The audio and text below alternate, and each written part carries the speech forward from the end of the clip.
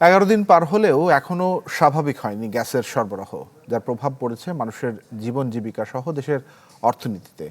Gas সংকটের আজকের সবশেষ তথ্যটি জেনে নেব। আমাদের সহকর্মীরা যুক্ত হয়েছেন আমার সঙ্গে। রাজধানী তেজগাঁও থেকে শফি মাহমুদ সাগর এবং সাভার থেকে যুক্ত হয়েছেন অপু ওহাব। সাগর, শুরুতে আপনার কাছে একটু জানতে চাই আজকের চিত্রটা কেমন?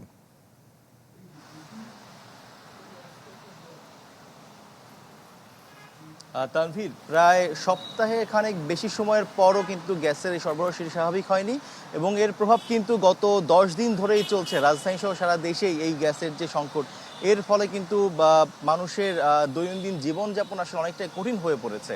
এবং আমি এখন যেই ফিলিং স্টেশনটিতে আছি সেখানে সকাল থেকে কিছু পরিমাণ গ্যাস দেওয়া হলেও একটু আগেই বলা হয়েছে যে এখানে আর গ্যাস নেই, কেউ যাতে কোনো গাড়ি নিয়ে লাইনে না দাঁড়ায়। তো এখানে সকাল থেকে অনেক যান চালকরাই আসলে দাঁড়িয়েছিলেন, যারা গ্যাসের এই সংকট সময় তারা আসলে গ্যাস সংগ্রহের জন্য অপেক্ষায় ছিলেন, কিন্তু তারা আসলে গ্যাস পাচ্ছেন না। আমরা এরকম একজন যান চালকের সঙ্গে কথা বলবো। আসলে তিনি সকাল থেকে এখানে অপেক্ষায় ছিলেন, কিন্তু তিনি আসলে এখানে এসে কি জানতে পারলেন? ভাই, আমি 2 ঘন্টা ধরে সিরিয়াল ধরে আইছি, অনেক পাম্পের সামনে আইছি, নজল দিব, অনেক গ্যাস নেই।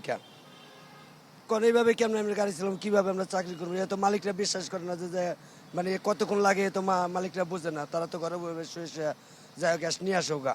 গ্যাসে কতটুকু সমস্যা আমরা সে বুঝি, আমরা চালাই। আমাকে এত কষ্ট আর আমাকে ভালো লাগতেছে না। সরকারে বলেন যে তাড়াতাড়ি গ্যাসের ই করতে লেগে।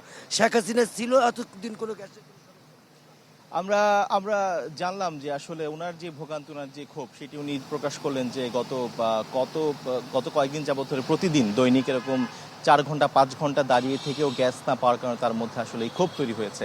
নগদ নিয়ে এলো হার না মানা হার অফার। সর্বনিম্ন 10,000 টাকা রেমিটেন্স নগদে পাঠালে থাকছে স্বর্ণের হার জেতার সুযোগ। এবং এই যে গ্যাসের সংকট, এর ফলে শুধুমাত্র যানবাহন চালকদেরই সমস্যায় ভুগতে হচ্ছে না, এর পাশাপাশি যে সকল যাত্রী রয়েছেন তাদেরও কিন্তু এই সমস্যায় তারাও পড়েছেন। কারণ সিএনজি চালিত যে সকল যানবাহন রয়েছে সেগুলো কিন্তু আগেকার মতো করে সহজে পাওয়া যাচ্ছে না এবং একই সাথে তাদের ভাড়াও বেড়েছে। কারণ তাদের দাবি হচ্ছে যে দৈনন্দিন যেই পরিমাণ ট্রিপ তারা আগে দিতে পারতেন সেটি এখন আর দেওয়া সম্ভব হচ্ছে না। এর পাশাপাশি এই সিএনজি গ্যাসের যে সকল পাম্প রয়েছে, তাদের যে সকল কর্মী রয়েছে তাদেরও কিন্তু ইনকামে বা দৈনন্দিন যে আয় ছিল সেটিতেও কিন্তু সেই প্রভাবটি পড়েছে।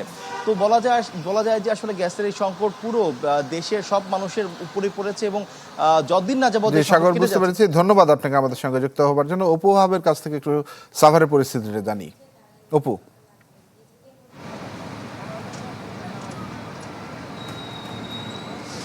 তানভীর, গ্যাস সমস্যা কিন্তু শেষ হচ্ছে না।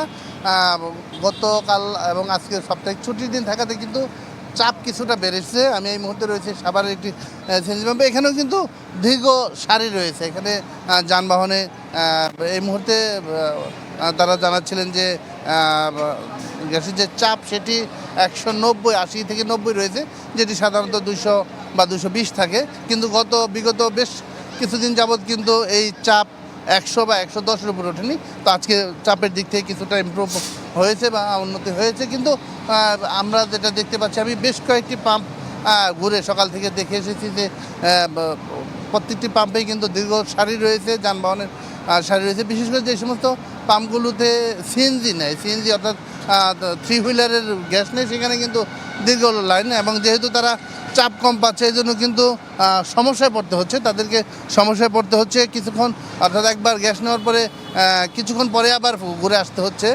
এই জন্য কিন্তু তাদের যে সমস্যা সেটি থেকেই যাচ্ছে। তবে আমরা যেটা জানতে পেরেছি, এই শিল্পাঞ্চল, আপনি জানেন যে সাভার এবং আশুলিয়া শিল্পাঞ্চলে এই সমস্ত সিএনজি স্টেশন থেকে প্রচুর পরিমাণে লরিতে করে একটি লরিতে 1 থেকে 1.5 লাখ টাকার গ্যাস পর্যন্ত নেওয়া হতো। সেই শিল্পের জন্য যে গ্যাস নেওয়া হতো সেটি বন্ধ করে দেওয়ার ফলে কিন্তু চাপের পরিমাণটা বেড়েছে। কিন্তু আবাসিক ক্ষেত্র বা বাণিজ্যিক যে গ্যাস রয়েছে সেখানে কিন্তু চাপ বাড়েনি। আবাসিক বা বাসগৃহে যে রান্নাঘরের যে কাজে যে ব্যবহৃত হয় গ্যাস, সেখানে কিন্তু আমরা দেখেছি যে নিবু করে জ্বলছে এবং কিছু কিছু ক্ষেত্রে বা অনেক ক্ষেত্রে কিন্তু তাদের রান্নার যে চুলা সেটি জ্বলছেই না, এমন অভিযোগও কিন্তু রয়েছে। আর শিল্পের যে গ্যাস, শিল্প প্রতিষ্ঠানের যে জেনারেটর বা বয়লার চলে, সেই সমস্ত ক্ষেত্রে কিন্তু চাপ না থাকায় কিন্তু তাদের যে উৎপাদন ব্যবস্থা সেটিও ব্যাহত হচ্ছে। তো সব মিলিয়ে জ্বালানির যে সংকট সেটি কিন্তু কাটছে না। তানভীর, অপু, ধন্যবাদ আপনাকে আমাদের সঙ্গে যুক্ত হবার জন্য। গ্যাস সংকটের খবর জানাচ্ছিলেন আমাদের সহকর্মীরা।